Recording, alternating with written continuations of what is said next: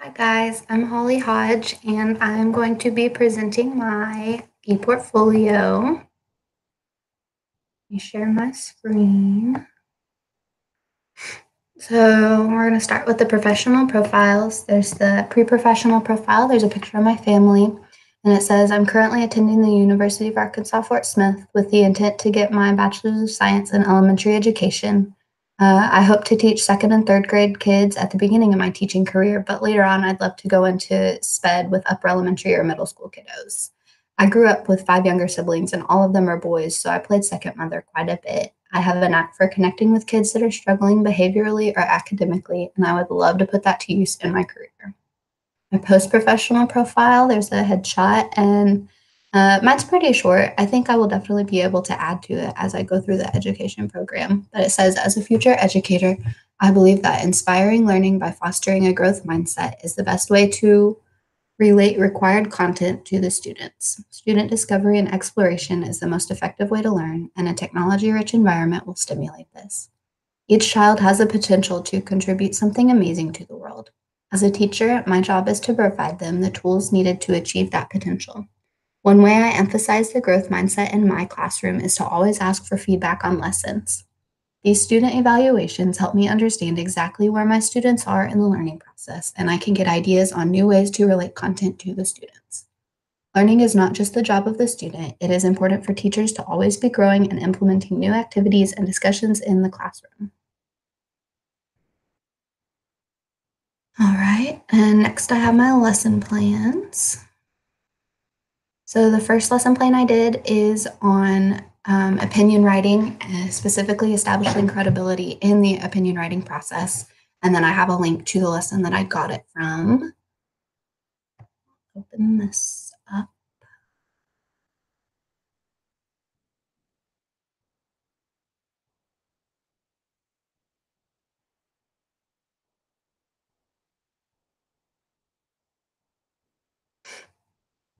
So for the pre-assessment, I'm going to review the difference between opinions and facts, um, maybe by a raise of hands or stating an opinion or fact, and then having kids either thumbs up or thumbs down if it's an opinion.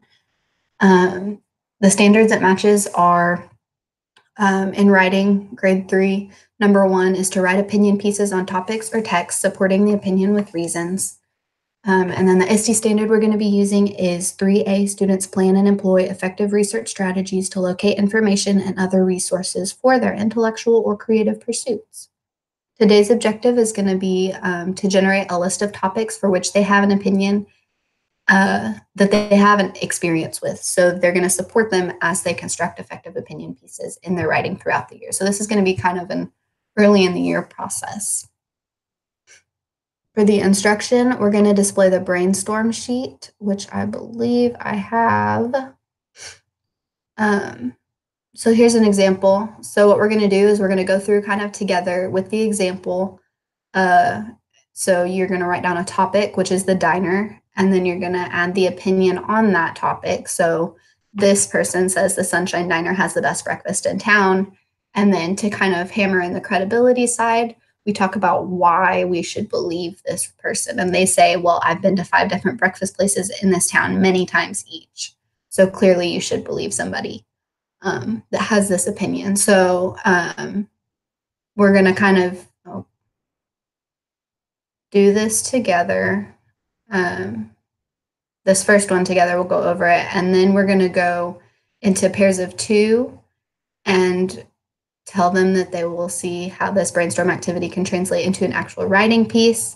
There's a sample text sheet that I couldn't download because I would have had to pay for it, but it has 2 different sample writings, one of them with a more believable argument because they establish credibility.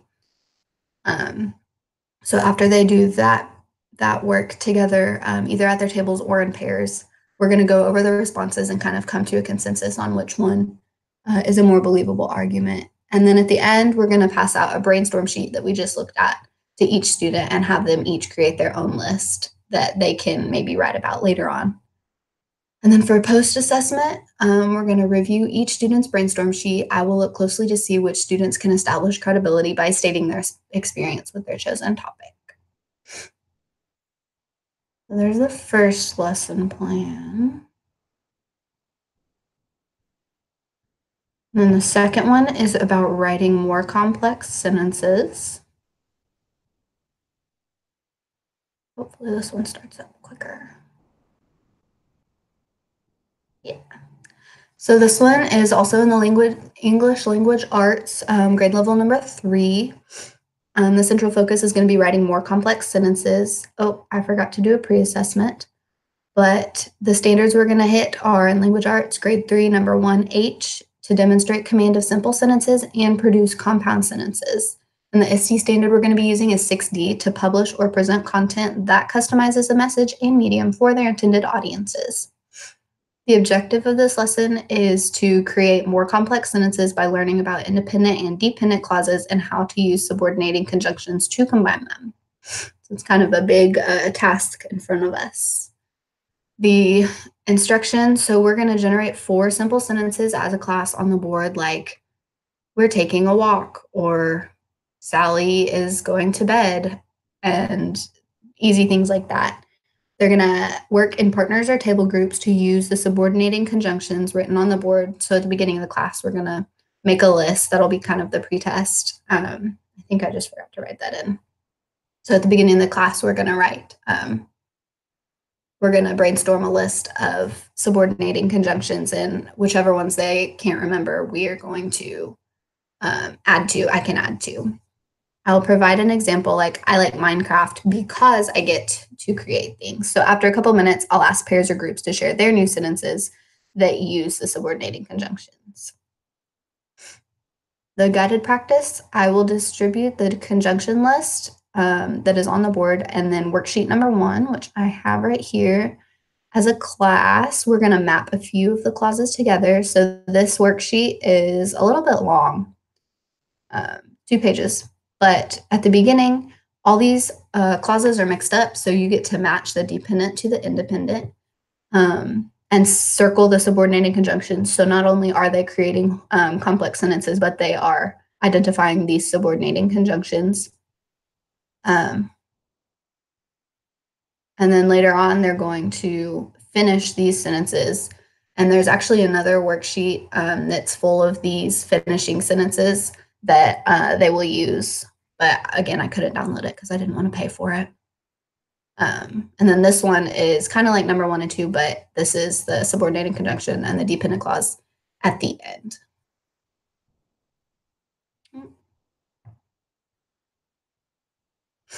So the independent practice is the worksheet similar to pieces of that and have the students complete it, and then they're going to talk as a class about it.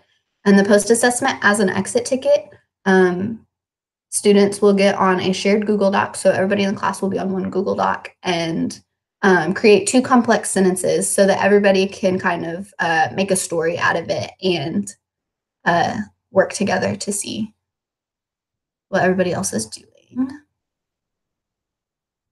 There we go. And the third lesson plan, I did not do 4, I only did 3, but is going to be on suffixes.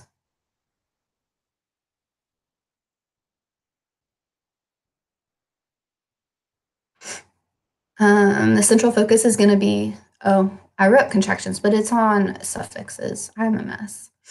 For the pre-assessment, I will ask students to discuss the definition of root word in their groups. After giving them time to discuss and share their ideas with each other, I will review the meaning and give some examples. The standards this uses are language, like grade 3, 2.D uses conventional spelling for high frequency and other studied words and for adding suffixes to base words. Use spelling and pattern generalizations.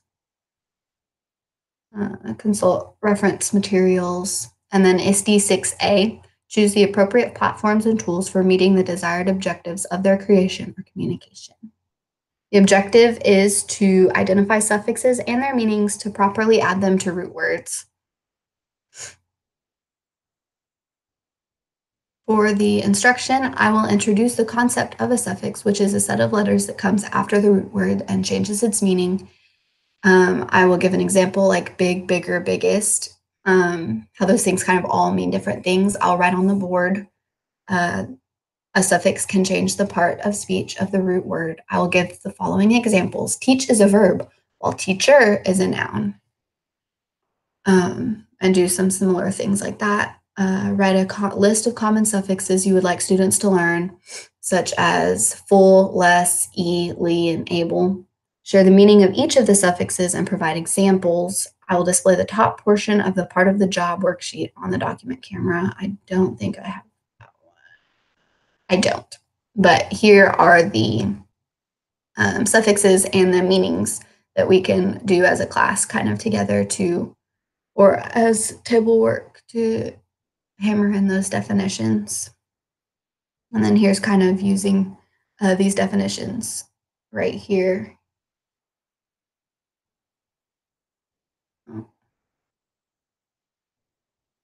And then for independent practice, I'll hand out the circle of suffixes worksheet, which is another worksheet that I couldn't get to. But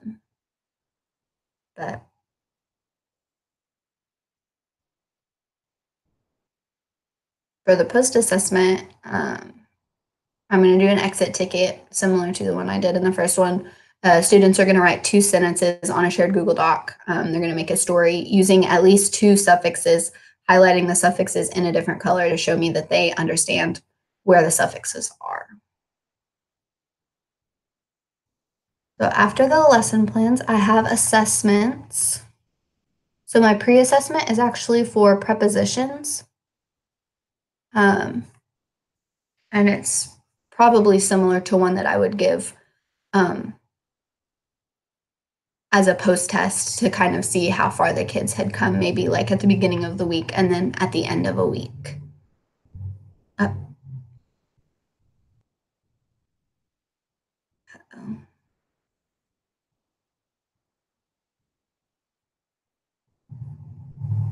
I definitely closed out of that. Hold on.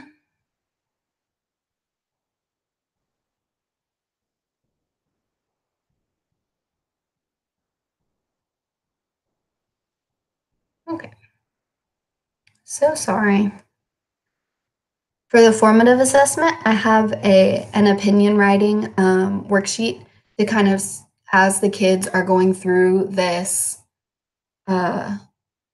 opinion writing process, we can use this paper over and over. So maybe they can keep it in their folder or on their desk every day as we do writing.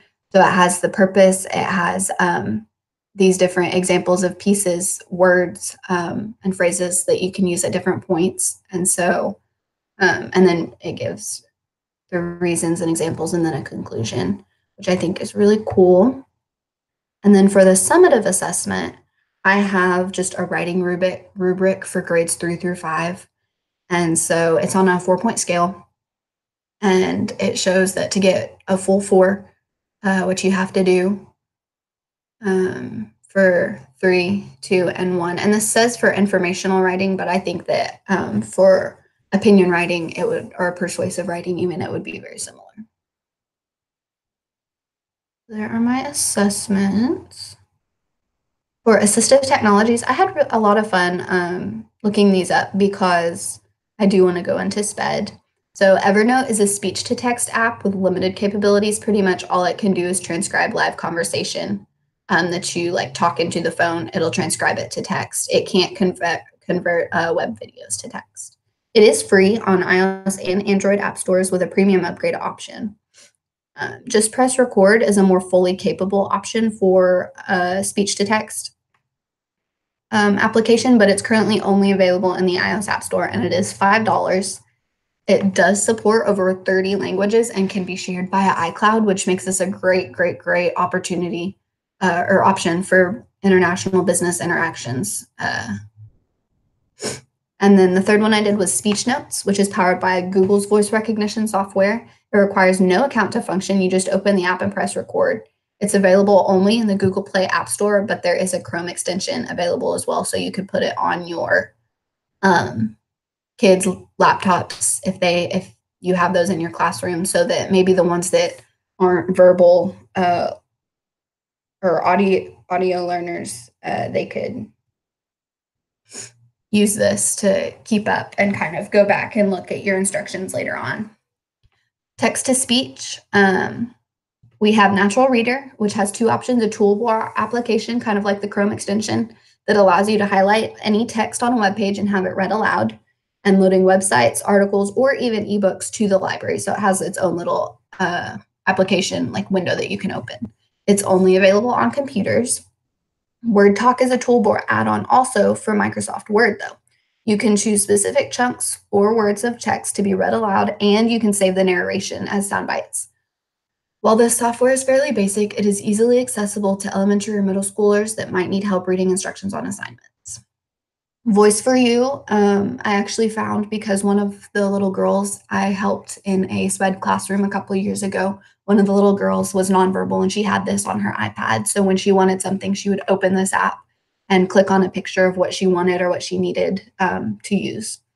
So it's child-friendly picture-to-speech application for children with speech problems. They could be nonverbal, developmentally delayed, or they have other learning disabilities. This app, available in both the Android and iOS App Store, allows the user to create a library of photos to communicate. And they have another one that is text-to-speech also, so it'll have words written out that you can click on for adults. And then assistive technology resources for teachers. So there's this association, and they are an organization, and they help to make assistive technologies available and known. So they do this by offering loans on assistive technologies, demonstration activities, and financing activities. This resource would be great for schools that might not have access to assistive technologies, especially in SPED classrooms. And then I linked it. TechMatrix is also a really cool website. They have a database of over 400 different assistive products, and they have this option where you can compare up to 4 products at once if you're not sure exactly what you're looking for or what you need. And then I have this article that contains 9 helpful apps for SPED classrooms that covers all aspects of a child's development and growth. So we'll just go there real quick.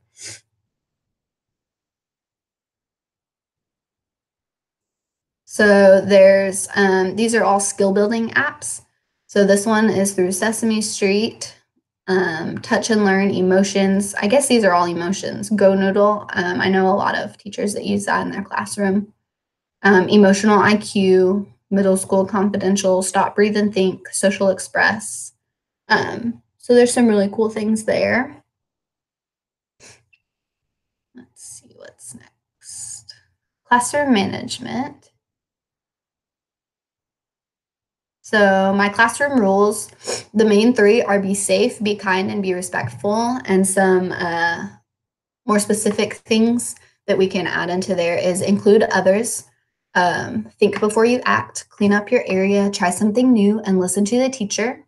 I really want to make the rules with my kids at the beginning of the year so they have some control over their expectations as a class. These rules are a good start, though, and should definitely be included. Classroom procedures, come prepared and leave prepared are the 2 biggest things. So at the beginning of the day, we're going to come in quietly, put your backpack away, hot or brought lunch, which will also indicate attendance, begin bell work, and listen to any special instructions.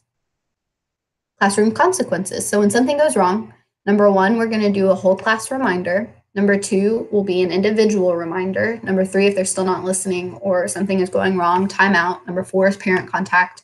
And number 5 is office referral. And tech tools, I have a link that has tons of resources and articles about how to survive the first days and weeks of school, good classroom management techniques, managing disruptive behavior, and several other topics we can click through real quick. So it has these like main topics, just general tips, advice, strategies, managing disruptive behavior, words of encouragement from experienced teachers. So this is 5 classroom management tips. This is all classroom management. Making the most of the first day of kindergarten. I think that would be really helpful. Reducing behavior problems. Engagement. Rules and routines. Classroom routines and procedures. And then classroom management in the tech-equipped classroom. and it goes on and on and on. So that would be a great resource for anybody that's a little concerned about how to keep their classroom under control.